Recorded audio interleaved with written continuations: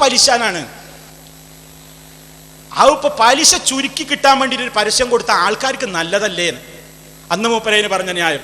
അപ്പം അങ്ങനെ ചിന്തിച്ചു, കയ്യിൽ തടിയും ഉയർന്ന പലിശയും വരുമെന്ന് വന്നു. ഇനി കേട്ടോളീൻ, നിക്ഷേപങ്ങൾക്ക് അധിക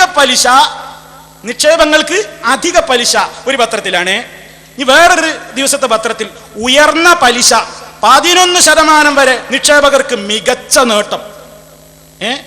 അതും കഴിഞ്ഞാൽ വേറൊന്ന് കേട്ടോളീൻ, എന്താണ്, മുതിർന്ന പൗരന്മാർക്ക് ഉയർന്ന പലിശ നിരക്കും.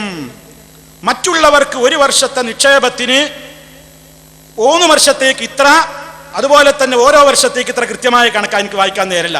അപ്പൊ ഉയർന്ന പലിശയുടെ നിരക്കാണ് പറയുന്നത് അല്ലേ? അപ്പൊ എന്തൊക്കെയായി? ശിർക്കിന്റെ പ്രചരണമായി. പറയണം, സുന്നത്ത് ജമാഅത്തിന്റെ ജിഹ്വ, ആധികാരിക ശബ്ദം, ആദർശ പ്രസ്ഥാനത്തിന്റെ കരുത്തുറ്റ ശബ്ദം. SYS പൂരകമാണ്, അതുപോലെ തന്നെ സിറാജും പൂരകമാണ്.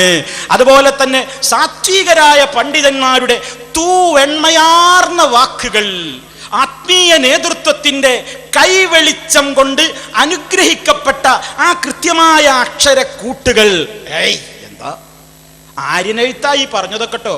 ശുദ്ധ മലയാളം സംസാരിക്കുന്നവരെ കൂട്ടത്തിൽ, പയക്കം പറയുന്നവരെ കൂട്ടത്തിൽ ഞങ്ങളെ പെടുത്തല്ല ഇനി എന്നൊക്കെ പറഞ്ഞൊരു കാലം ഉണ്ടായിരുന്നു. അതൊക്കെ പോയി, ഒക്കെ മാറ്റാണ് അല്ലേ? അപ്പോ ഇനി ഇതൊക്കെ പറഞ്ഞല്ലോ. ഇനിയിപ്പോ വരാൻ പോകുന്നവരെന്താ? ഇപ്പോ പലിശയുടെ കാര്യം പറഞ്ഞു.